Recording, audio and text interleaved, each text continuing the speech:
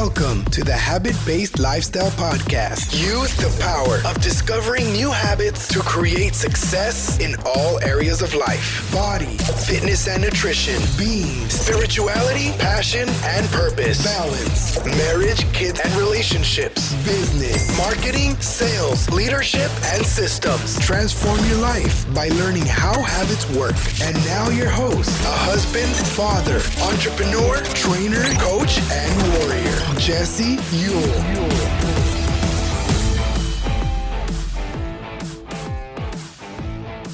Welcome back to the Habit-Based Lifestyle Podcast. I'm your host, Jesse Ewell, and today we're going to be talking about the habit of painful growth. Last week, I just got back from Waco, Texas, by completing one of my 90-day challenges of going to a surf camp called BSR Surf Camp in Waco, Texas.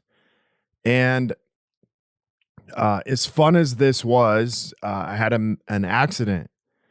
And this accident had me split my eye open, my whole eyes. It looked like I got literally beat up. And to be honest with you, it felt like I got beat up. But this thing happened literally about an hour left of we rented out the surf park for a whole day. And during this day at 4 o'clock, we had the park until 5, this happened. But it had been a long time since I was in a street fight. And I've had several opportunities of sparring and doing full contact fighting, also being in boxing matches, playing some football, all the way to college football. But I hadn't been in a street fight in a long time, or at least felt like I was. And I spent literally 2 days at this surf park getting my ass kicked by waves. And these are waves that were bigger, more powerful than any waves I've ever been on. Not to mention that I picked up a bad habit of trying to stand up on my board without keeping my hands down. But really, this trip got the best of me. It literally, I felt like I was in a washing machine every time I tried to get up on a wave, and would literally get spit out and knocked down. But as we approached the last day, some of the guys that I was with that were clearly had been doing it much longer, they started practicing this wedge. And a wedge is where, the water looks like a tube and you basically ride through the tube.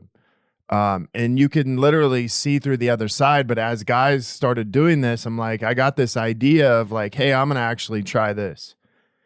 And I had tried it 3-4 times, and I'd gotten up actually easier than I got up on any other wave. But as I approached the wedge, I was kind of off-centered and just didn't make it in. I fell, and it was no big deal, but at least I rode some of the wave out.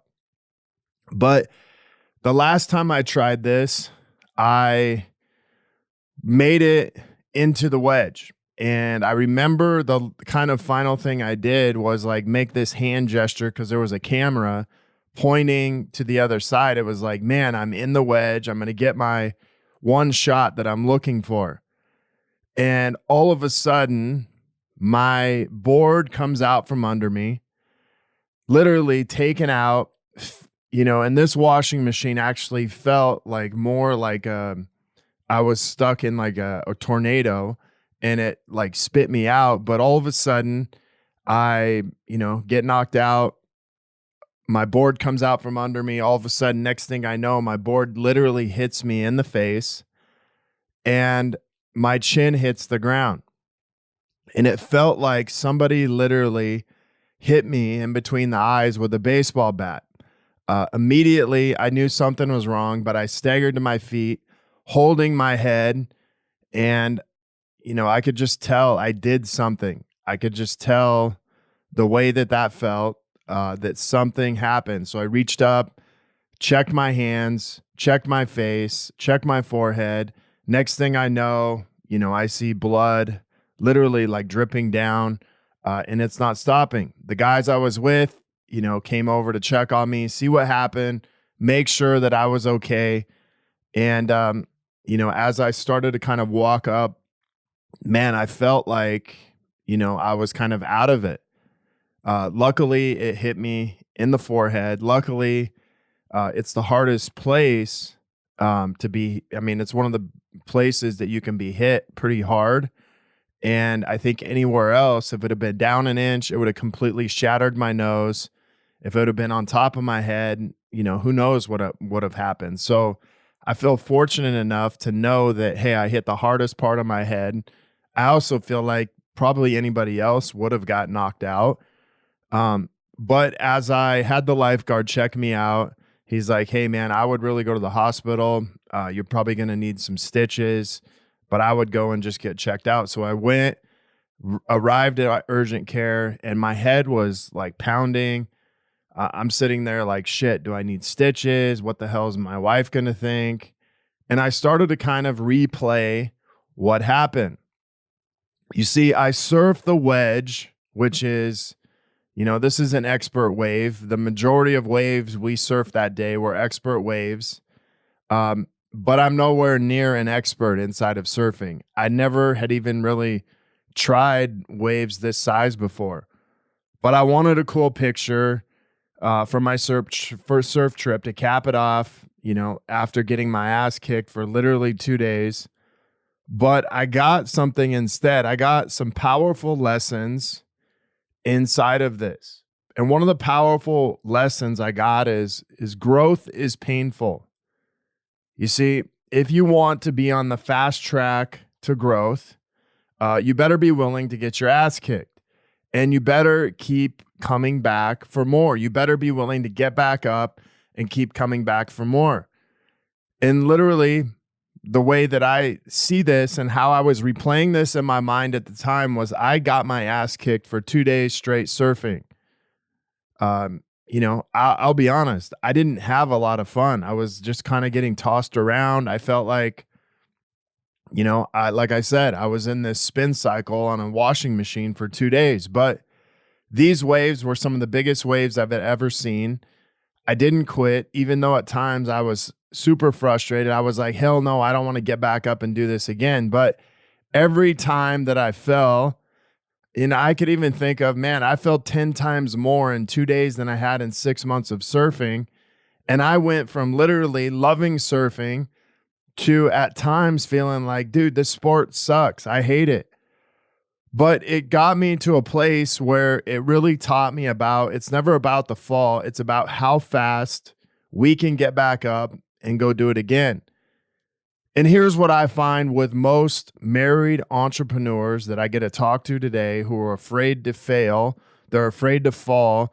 And when they do fall, they're even more afraid to get back up and do it again. They almost want someone else to help them up before they'll actually go do it again. So they'll just kind of lay there and wait for someone to come and save them.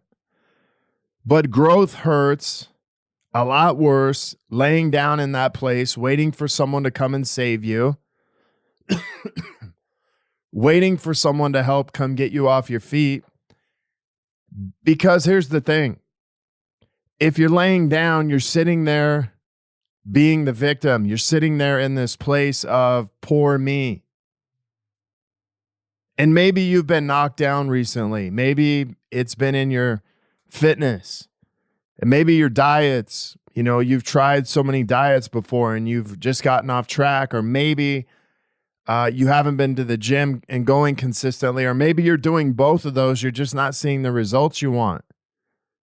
Maybe it's inside of your marriage. Sex is, non-existent to almost not happening. Your communication is frustrating. Maybe it's your connection. Maybe you're not going on date night. But whatever it is, you feel like you got knocked down. Or maybe it's inside of your bank account and feeling this lack, feeling this fear of maybe not having enough. And we have Christmas coming up. And maybe you're just living paycheck to paycheck. Or maybe part of this is you're just getting knocked down and you feel like you're playing small in life. But I want to encourage you today to get back up no matter what, no matter how painful it may be. You see, when I hit my head, it felt literally like somebody hit me in the head with a a baseball bat. And quite honestly, I wanted to lay there for a minute. But the first thing I thought of is just get to your feet and just keep going. And not keep going in the sense of, going back out and surfing, but just to get up on my feet so I don't have to lay there and focus on the pain that I'm actually in. The other side of this is to not quit. You see, laying down a lot of times feels a lot like quitting. Laying down feels like you're giving up and you're waiting for someone else to save you.